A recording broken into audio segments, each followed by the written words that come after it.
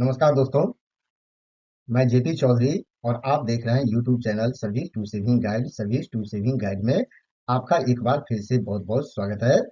दोस्तों, departmental inquiry series के part one में मैंने आपसे चर्चा की थी कि प्रीलिमिनरी इंक्वायरी क्या होता है, प्रारंभिक जांच क्या होती है और इसे क्यों कंडक्ट किया जाता है। और इसी सीरीज के पार्ट टू में मैंने आपसे डिटेल में चर्चा किया था कि प्रीलिमिनरी इंक्वायरी रिपोर्ट के आधार पर डिसिप्लिनरी अथॉरिटी या फिर कॉम्पिटेंट अथॉरिटी क्या क्या एक्शन ले सकते हैं, यानी कि उनके पास क्या क्या विकल्प होता है। और आज की इस वीडियो में यानी कि इस सीरीज के पार्ट थर्ड में हम आपसे डिटेल में चर्चा करने जा रहे हैं इश्यू ऑफ चार्जशीट, यानी कि आरोप पत्र कब जारी होता है और आरोप पत्र क्यों जारी किया जाता है।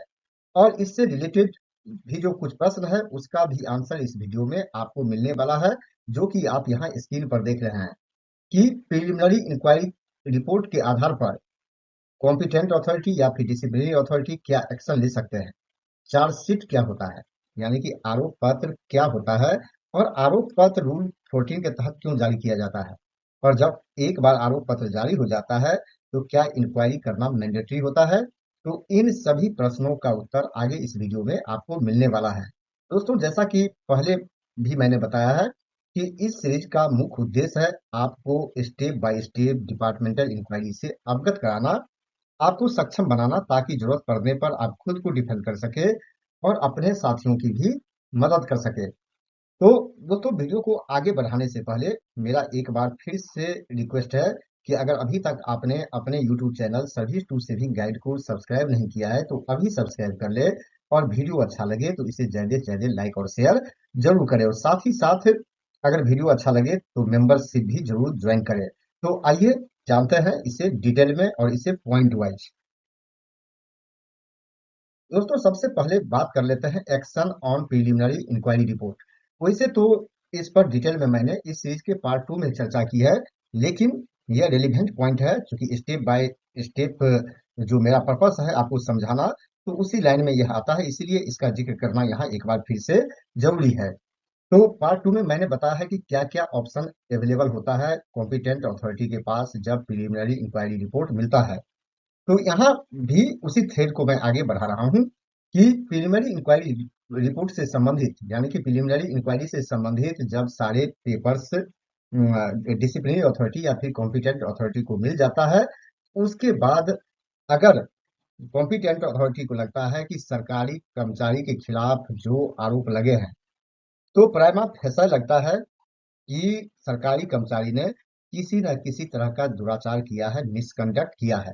अगर ऐसा उनको लगता है, तब यह डिसीजन लेना पड़ता है कॉम्पिटेंट अथॉरिटी को कि क्या ऐसे सरकारी कर्मचारी के खिलाफ फॉर्मल डिसिप्लिनरी प्रोसीडिंग शुरू की जाए या नहीं की जाए। पार्ट टू में मैंने आपसे चर्चा की थी कि वार्निंग भी जारी कर सकते हैं, लेकिन वार्निंग किसी भी तरह का फॉर्मल डिसिप्लिनरी प्रोसीडिंग नहीं होता है। इसीलिए यह डिसाइड करना पड़ता है क्या ऐसे सरकारी कर्मचारी के खिलाफ फॉर्मल डिसिप्लिनरी प्रोसीडिंग शुरू की जाए या नहीं की जाए, यानी कि अनुशासनात्मक कार्रवाई की जाए या नहीं की जाए। अगर अब एक बार यहाँ देखते हैं कि अगर ऐसा डिसीजन लेते हैं, यानी कि कॉम्पिटेंट अथॉरिटी को लगता है कि ऐसे सरकारी कर्मचारी के खिलाफ रेगुलर डिसिप्लिनरी प्रोसीडिंग चलाना अनिवार्य है, तब उनके पास अब दो विकल्प होता है, और दो में से किसी एक को चुनना होता है कि जो डिसिप्लिनरी प्रोसीडिंग है वो रूल 14 के तहत चलाया जाए या रूल 16 के तहत चलाया जाए। रूल 14 और रूल 16 में अंतर क्या है कि रूल 14 के तहत मेजर पेनल्टी इंक्वायरी चलाया जाता है, और मेजर पेनल्टी इंक्वायरी क्या होता है, तो इसमें डिसमिसल, रिमूवल, रिडक्शन इन पे, ये सारे इसमें कवर है। तो रूल 14 के तहत डिसिप्लिनरी प्रोसीडिंग चलाया जाए या फिर रूल 16 के तहत, रूल 16 को कहते हैं माइनर पेनल्टी प्रोसीडिंग। तो ये डिसीजन लेना पड़ता है कॉम्पिटेंट अथॉरिटी को कि रूल 14 के तहत इंक्वायरी शुरू की जाए या रूल 16 के तहत डिसिप्लिनरी प्रोसीडिंग शुरू की जाए। तो अब आपके मन में प्रश्न उठ रहा होगा कि रूल 14 के तहत कब ले सकते हैं। तो यहाँ आप देख सकते हैं कि अगर उनका डिसीजन होता है कि माइनर पेनल्टी प्रोसीडिंग चलाया जाए, अगर ऐसा डिसीजन कॉम्पिटेंट अथॉरिटी का होता है, तो जो आरोप लगे हैं, तो आरोप यानी कि सरकारी कर्मचारी पर जो आरोप लगे हैं उसे कम्युनिकेट किया जाता है, यानी कि राइटिंग में सरकारी कर्मचारी को दिया जाता है, और उनके खिलाफ रूल 16 के हिसाब से प्रोसीड किया जाता है, यानी कि जो प्रोसीजर रूल 16 में बताया गया है कॉम्पिटेंट अथॉरिटी उसे फॉलो करते हैं, यानी कि रिटर्न में इसकी सूचना यानी कि मेमोरेंडम सरकारी कर्मचारी को देते हैं और पूरी प्रक्रिया का पालन करते हैं जो रूल 16 में लिखा हुआ है। अब आपके मन में प्रश्न उठ रहा होगा कि ये माइनर पेनल्टी प्रोसीडिंग चलाया जाए, यह इसका आधार क्या होता है? तो यहाँ देख सकते हैं कि 6/4/2004 का जो ये लेटर है डीओपीटी का, उसमें कहा गया है कि जहां पर माइनर इन्फ्रिंजमेंट्स हो, यहाँ की जहाँ की छोटी मोटी गलती की हो, रूल का उल्लंघन किया गया हो, या प्रोसीजरल इरेगुलेटरी हो, यानी कि जो प्रोसीजर हो, प्रक्रिया हो, तो प्रक्रिया का उल्लंघन किया गया हो, बल्कि ये जो है काफी सीरियस ना हो, तो इस केस में माइनर पेनल्टी प्रोसीडिंग चलाना बेटर होता है रूल 16 के तहत। तो यह डिसीजन अगर लेता है तो रूल 16 के तहत मेमोरेंडम जारी कर सकते हैं, और रूल 16 में जो प्रक्रिया दिया गया है तो उसका पालन करते हैं। और दूसरा होता है कि अगर चार्जेस ग्रेव है, डिसिप्लिनरी अथॉरिटी चाहते हैं कि माइनर पेनल्टी से काम नहीं चलेगा, ऐसे कर्मचारी को मेजर पेनल्टी अवार्ड किया जाना चाहिए। अगर ये जो उन पर आरोप लगे हैं, अगर चार्ज साबित होता है, यानी जो आरोप साबित होता है, तो ऐसे कर्मचारी मेजर पेनल्टी डिजर्व करते हैं।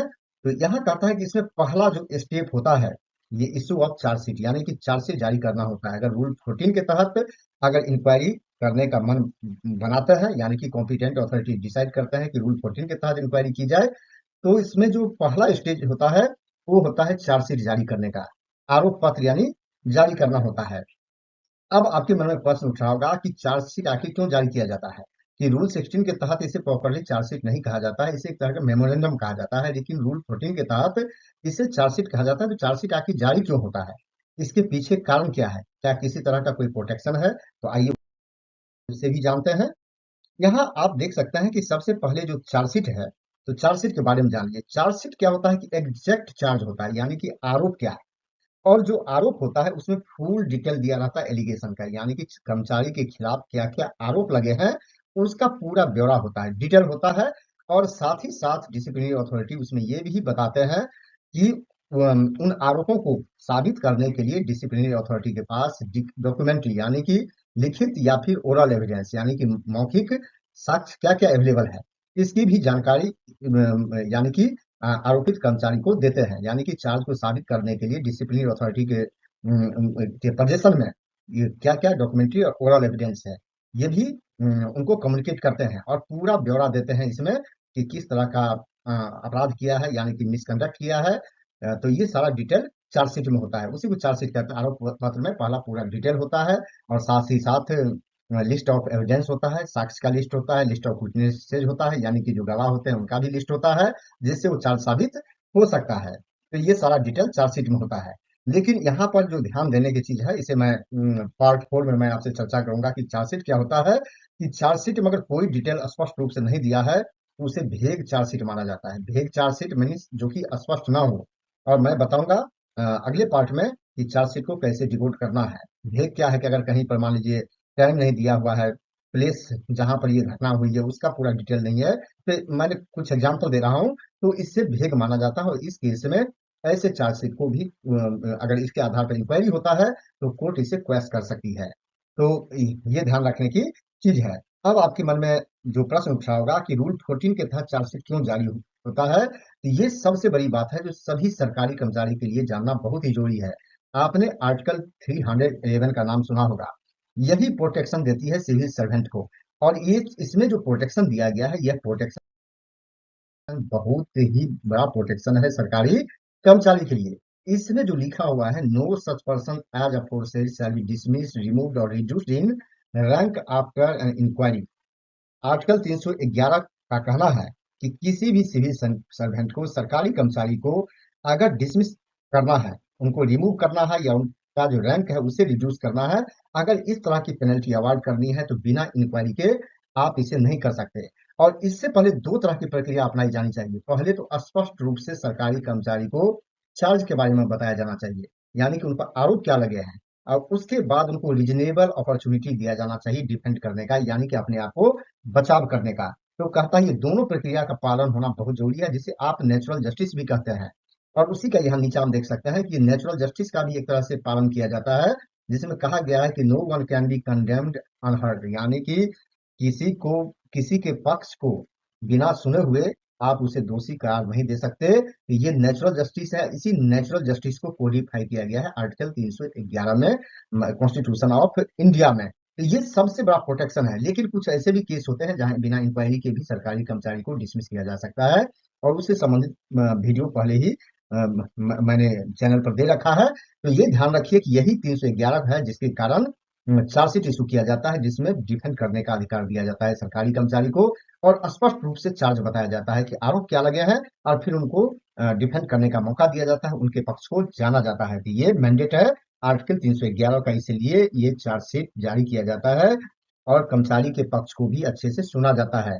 और इसी में अगर गड़बड़ी होती है तो इसी के आधार पर लोग कोर्ट में जाते हैं कि जिसे आप कहते हैं फंडामेंटल राइट्स कहते हैं, यहाँ स्टेट के खिलाफ जाते हैं इसी के आधार पर, या फिर वायलेशन ऑफ नेचुरल जस्टिस के आधार पर जो इंक्वायरी रिपोर्ट होता है उसको चैलेंज किया जाता है कोर्ट में। कई बार कोर्ट उसे क्वैश ही कर देते हैं कि वहाँ नेचुरल जस्टिस का पालन नहीं हुआ, या जो कॉन्स्टिट्यूशनल मैंडेट है 311 में उसका पालन नहीं हुआ। तो दोस्तों आप समझ गए होंगे कि इसलिए चार्जशीट जारी किया जाता है। अब ये जो लास्ट प्रश्न है इस वीडियो में, क्या जब चार्जशीट जारी होता है तो इंक्वायरी होना मैंडेटरी होता है, करना मैंडेटरी होता है? तो देखिए यहाँ भी स्पष्ट कहा गया है कि इंक्वायरी जो है ऑटोमेटिक नहीं होता है। चार्जशीट रूल 14 के तहत अगर जारी हो भी जाता है तो ये ऑटोमेटिक नहीं है कि इंक्वायरी होगा ही। इंक्वायरी कब होता है? जब सरकारी कर्मचारी चार्ज को डिनाई करते हैं, यानी कि इनकार करते हैं, उन पर जो आरोप लगे हैं उसे इनकार करते हैं, या फिर जो एविडेंस उसके साथ लगा हुआ है उसको डिस्प्यूट करते हैं, यानी कि मैंने उस पर विवाद खड़ा करते हैं कि जो एविडेंस है वो बिल्कुल सही नहीं है।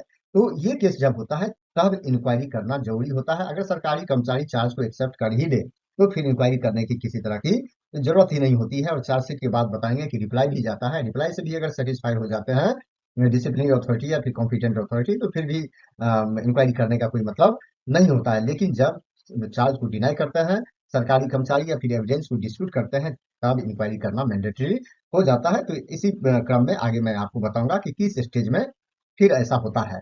तो दोस्तों मुझे पूरा विश्वास है कि यह वीडियो आपको अच्छा लगा होगा, जानकारी अच्छी लगी होगी, और ये वीडियो आपको अच्छा लगा तो आप इसे ज्यादा से ज्यादा लाइक और शेयर जरूर करें। इस वीडियो को अंत तक देखने के लिए आपको बहुत बहुत धन्यवाद।